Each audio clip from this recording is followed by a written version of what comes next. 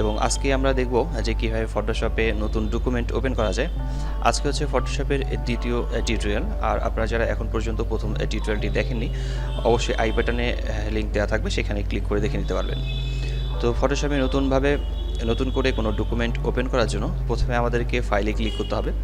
ফাইলে ক্লিক করার পর এখান থেকে আমরা নিউ লেখাতে ক্লিক করব। ফাইল থেকে নিউয়ে ক্লিক করার পর আমাদের সামনে যে ডায়লগ বক্সটি এসেছে, পপ আপ মেসেজটি এসেছে, এখান থেকে আমাদের বেশ কিছু কাজ করতে হবে। যেমন ফাইল নেম, এই ফাইল নেম এখান থেকে চেঞ্জ করতে হবে, অর্থাৎ আমরা যে নেমটা দেবো আর কি, ডকুমেন্টের যে নামটা সিলেক্ট করব, সেই ক্ষেত্রে আমরা এই ব্যাক স্পেস চেপে এটাকে মুছে ফেলছি।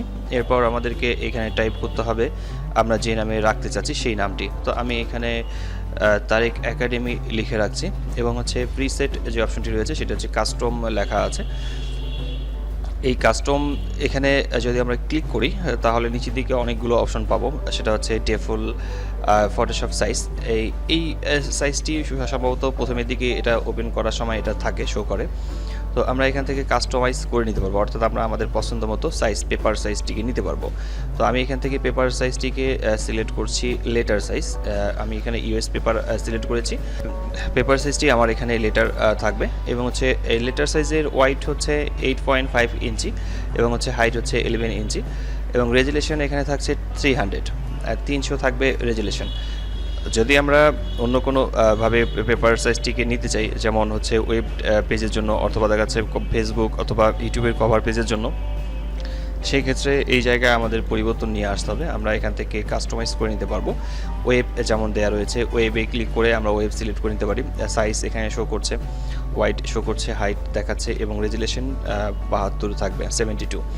আর এটি হচ্ছে মূলত পিক্সেলে। আমরা একটু মনে রাখবো যে এটি হচ্ছে পিক্সেলে। আমরা পিক্সেলটিকে আরও বাড়ায় নিতে পারি, যেমন আমাদের এখান থেকে 1280 এইটা যে রয়েছে, এটি হচ্ছে যেমন ফেসবুকের কভার পেজ তৈরি করা অথবা ইউটিউবের যে চ্যানেল রয়েছে সেটিকে তৈরি করার জন্য আমরা এই সাইজের পেপার নিতে পারি। আর এটার রেজুলেশন থাকছে মূলত 72। আর আমাদের কালার মোড থাকবে 8GB। আমরা এখান থেকে 8GB সিলেক্ট করে রাখবো। আর যদি আমাদের প্রিন্ট করার প্রয়োজন হয় সেই ক্ষেত্রে আমরা এখান থেকে কালার মোড 8GB নয়, আমরা এখান থেকে কালার মোড সিলেক্ট করব CMYK কালার। আমরা এই কালারটিকে সিলেক্ট করব এবং রেজুলেশন সেখানে হবে 300। যেমন আমি একটু উদাহরণ সহকারে দেখিয়ে দিচ্ছি। যেমন আমি লেটার সাইজের এখানে পাসপোর্ট সাইজের ছবি প্রিন্ট করব, সেক্ষেত্রে আমি একটা লেটার সাইজ নিয়ে নিচ্ছি, A4 সাইজ পেপার। এরপর আমার এখানে রেজুলেশন 300 থাকছে এবং কালার মোড আমি এখান থেকে সিলেক্ট করে দেবো, এখান থেকে এটা CMYK কালার এখানে সিলেক্ট করতে হবে। তো এইভাবে আমরা পেজ নেওয়ার পর আমরা এটাকে প্রিন্ট করতে পারবো। প্রিন্ট সবগুলোতেই করা যাবে, তবে আমরা ওয়েব যেটি রয়েছে সেটি হচ্ছে ওয়েব থেকে হচ্ছে কভার পেজ তৈরি করা, ব্যানার ডিজাইন করা, এই টাইপের কাজগুলো করার জন্য আমরা ওয়েব পেজ এই অপশনটি ব্যবহার করব এবং রেজুলেশন যা আছে তাই থাকছে এবং কালার থাকছে 8GB কালার। তো এরপরের কাজটি হচ্ছে যে আমাদের ব্যাকগ্রাউন্ড কালার হচ্ছে হোয়াইট, আমরা ব্যাকগ্রাউন্ড কালার হোয়াইট নিতে পারি অথবা ব্যাকগ্রাউন্ড কালার আমরা চেঞ্জ করতে পারবো। ব্যাকগ্রাউন্ড কালার আমরা যে কোনো কালার ব্যবহার করতে পারবো।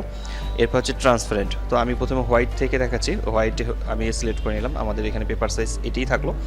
এরপর ওকে লেখাতে ক্লিক করলে আমাদের এখানে একটি নতুন পেজ ওপেন হবে। এই পেজটি শো করছে এরকম, সেটা হচ্ছে হোয়াইটে। আর যদি আমরা নতুন করে আরও একটি পেজ ওপেন করে নিই, আর সেক্ষেত্রে হোয়াইটের পরিবর্তে ব্যাকগ্রাউন্ড কালার ব্যবহার করে ওকে লেখাতে ক্লিক করি, তাহলে ব্যাকগ্রাউন্ড কালার চলে আসছে। এখানে ব্যাকগ্রাউন্ড কালার শো করছে রেড কালার। যেহেতু আমাদের এখানে রেড কালার সিলেক্ট করা আছে, সেক্ষেত্রে আমি এখানে রেড কালার দেখতে পাচ্ছি। এরপর আবার নিউয়ে ক্লিক করতে হবে। নিউয়ে ক্লিক করার পর আর যদি আমরা সেখানে ট্রান্সপারেন্ট সিলেক্ট করে নিই, ট্রান্সপারেন্ট সিলেক্ট করে নেওয়ার পর ওকে লেখাতে ক্লিক করি, তাহলে ট্রান্সপারেন্ট এরকম দেখাবে, অর্থাৎ ব্যাকগ্রাউন্ডে কোনো কালার শো করবে না। আর এই ট্রান্সপারেন্টের অনেক কাজ রয়েছে, আমরা ট্রান্সপারেন্টের কাজগুলো পরবর্তীতে দেখে নেব যে কীভাবে ট্রান্সপারেন্টের কাজগুলো করতে হয়। তো এখন আমরা এখান থেকে যে কাজটি করব সেটি হচ্ছে আমাদের ব্যাকগ্রাউন্ড থাকছে হোয়াইট এবং হচ্ছে ফাইল নেম যেটি থাকবে এটি আমরা সিলেক্ট করব। ফাইলের নামটিকে আমরা সিলেক্ট করে নিচ্ছি, আমি এখানে তারিখ লিখে রাখলাম।